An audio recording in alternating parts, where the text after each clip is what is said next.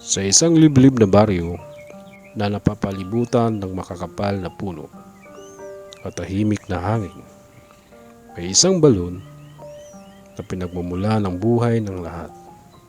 Tubig na nagbibigay ginhawa.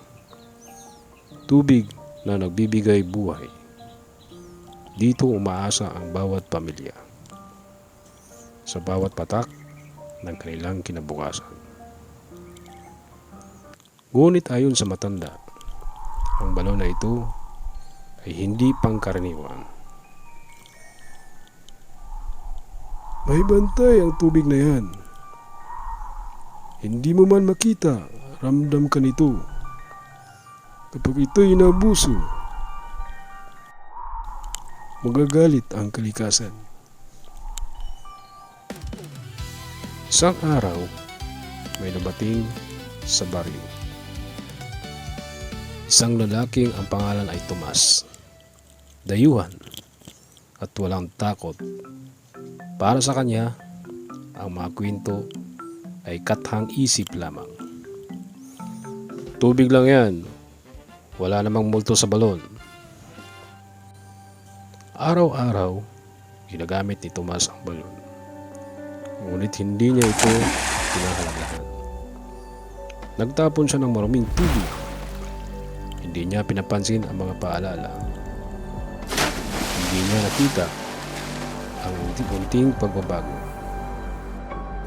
Hanggang isang gabi, sa ilalim ng katahimikan, may kakaibang gumalaw. Ang tubig na dating malinaw, unting-unti naging luntian.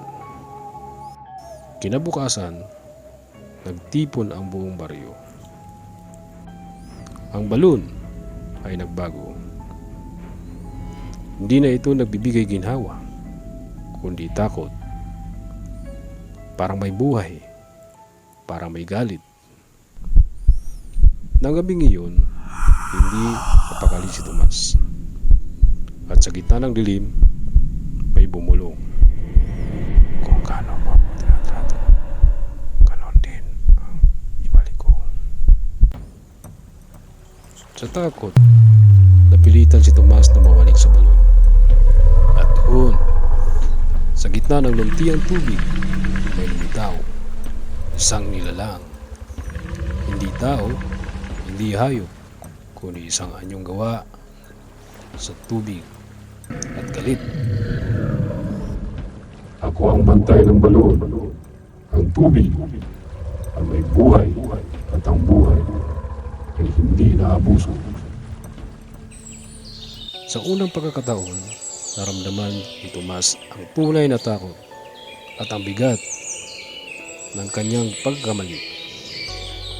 Patawarin mo ako. Hindi ko alam. Hindi ko sinasadya. Mula sa takot, isinilang ang pagbabago. Araw-araw, bumabawi si Tomas. Nilinis ang paligid, nalagaan ang balon, at pinoprotektahan ang kalikasan. Sa paglipas ng mga araw, unti-unting nagbago ang lahat.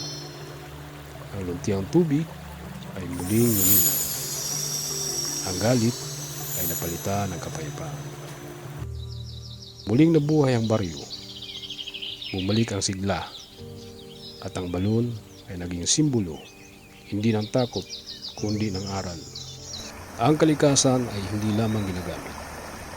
Ito ay pinahalagahan dahil kapag ito'y ating inabuso, ang kapalit ay hindi simpleng parusa, hindi kapahamayan. Alagaan mo ang kalikasan bago ka nito turuan sa paraang hindi mo inasahan.